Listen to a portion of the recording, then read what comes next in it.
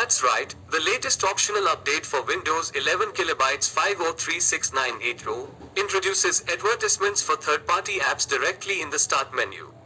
Here's a breakdown.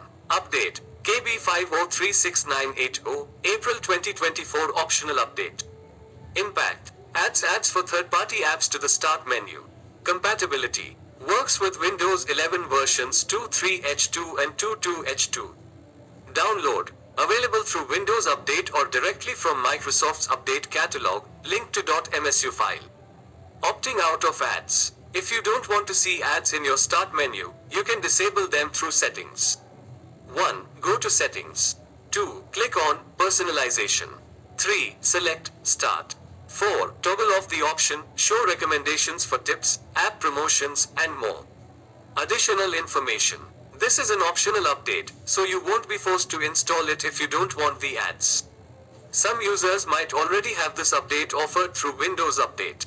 I hope this clarifies the changes brought by KB5036980.